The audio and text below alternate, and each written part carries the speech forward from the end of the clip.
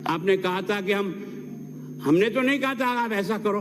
आपने कहा अपने घोषणा पत्र के साथ पैरा टीचर और सारा समस्याओं को यथोचित समानांतर नियमित किया जाएगा। मैंने नहीं कहा आपको लिखने के लिए, आप नियमित किया जाओ, लिखो। आपने नियमित किया जाओ। हुआ क्या? बीडी कला साहब की कमेटी बना दी। उस कमेटी ने 4 साल में रिपोर्ट दी क्या? कोई हल निकला क्या? नहीं निकला। नहीं निकलने के बाद आपने क्या किया है कि 11/1/22 को आपने कहा कि हम इसके लिए नियम बनाएंगे और नियम बना करके इसमें अध्यापक लेंगे। मैं सोचता हूं जब आपने इन शिक्षा कर्मियों के लिए वोट चाहिए थे तब तो आपने उनको कोहनी पे गुड़ लगा दिया कि हम आपको नियमित करेंगे। वो बच्चा लालच में आया, स्वाभाविक हो, चाहे मेरी बच्ची हो चाहे आपका बच्चा हो, उसके मन में आएगा कम से कम ये तो होगा, लेकिन वो नहीं हुआ। और उसके कारण से आपने अभी जो नियम निकाला वो आगे बताऊंगा मैं आपको। वो नियम इस बच्चे की मदद नहीं करा, इस बच्चों को डुबो रहा है। जो संविदा कर्मी को आप नियमित करोगे ना 1,10,000, वो आपको समझ में आएगा बाद में। यानी इस कारण से आपने इस 15वीं विधानसभा के मेरे एक उत्तर में आपने बताया था कि शिक्षा कर्मी, पैरा टीचर और पूर्व की भांति कार्य करते हैं, उन्हें संविदा का दर्जा देने की परंपरा नहीं रही है। ऊपर मैंने राज्यपाल का अभिभाषण कहा, उसमें वर्ड टू वर्ड लिखा कि ये भी उस संविदा कर्मी में आकर के इनको लाभ मिलेगा। इनको आपने माफ नहीं किया।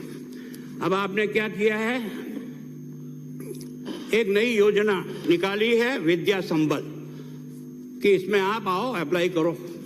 और उसके कारण से लाखों बच्चों ने, एक बार रिकॉर्ड बोलाकर इनको कहना कि तुम बोलो कितने बच्चों ने विद्या संबल योजना में अपनी दरखास्त दी है, वो लाखों में है। और उसके बाद आपने 14 तारीख को एक आदेश जारी कर दिया। सब कुछ काम कर दिया उन बच्चों ने।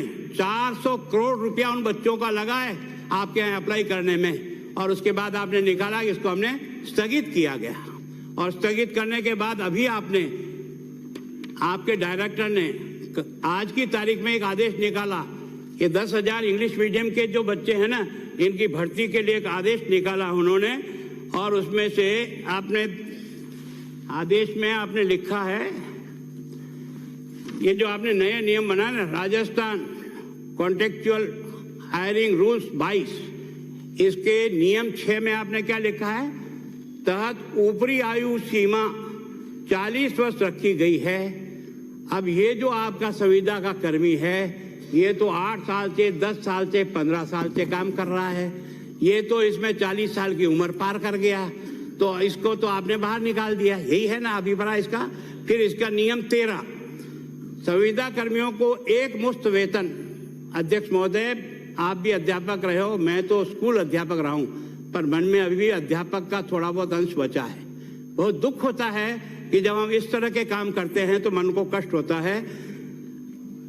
एक मुश्त वेतन 10,400 रुपये हर महीने का प्रावधान किया गया है, जो 9 वर्ष पूरा करने पर 18,500 रुपये तथा 18 साल पूरा करने पर 32,300 रुपया मिलेगा। इस प्रकार नियमित कर्मचारियों के समान काम करने के बाद भी उनका वेतन इससे काफी कम होगा। जबकि आपकी मिनिमम वेज कितना है? क्या मेरा ये अध्यापक, ये जो शिक्षा कर्मी है, ये मिनिमम वेतन पाने का भी अधिकारी नहीं है कानून के तहत। हर बच्चा तो सुप्रीम कोर्ट नहीं लड़ने जा सकता है, लेकिन हम तो जा सकते हैं ना, हम तो समझदार आदमी है ना। सालों में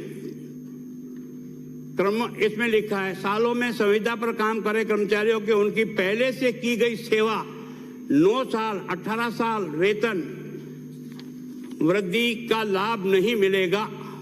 इसका मतलब उसकी पुरानी सर्विस गई गद्दी नहीं मिलेगा। सेवा काल की गिनती समझने का प्रयास करो, कम से कम बनाते समय कोई पढ़ लिया करो रे भले आदमी। गिनती नियमित होने की दिनांक से चालू होगी। इसका मतलब ये जो आप अभी 2 फरवरी को जो कर रहे हो आप, उनकी गिनती पुरानी तो सब गई और इसके बाद गिनती शुरू होगी। इन नियमों को लागू होने के बाद भी यह कर्मचारी सरकार के स्थायी कर्मचारी नहीं होंगे जब तक कि वह जिस विभाग अथवा योजना के संविदा पर काम कर रहा है उसको सरकार नियमित पद के कन्वर्ट नहीं करती। यदि नियमित होने के बाद भी नियम 20 के तहत संविदा कर्मी की स्क्रीनिंग कमेटी द्वारा नियमित किए जाएंगे। उसमें कम से कम 5 वर्ष तक संविदा पर काम करना पड़ेगा। ये है हमारे संविदा कर्मियों के प्रति आपकी हमदर्दी। वोट पाना हो जब तो नियमित करने का गुड़ लगाते हो और बाद में ऐसे नियम बनाते हो जिसको बैठ के रोएगा। फिर आपका विभाग क्या कर रहा है, कोई देखने वाला भी है कि नहीं। मैंने तो जब इसको पढ़ने का प्रयास किया तो बहुत अफसोस हुआ है। यानी ये गार्गी पुरस्कार हमने 98 में शुरू किया था। इसलिए किया था कि जो गांव का बच्चा या 10वीं और 12वीं के बोर्ड में जिन बच्चों को 75% से अधिक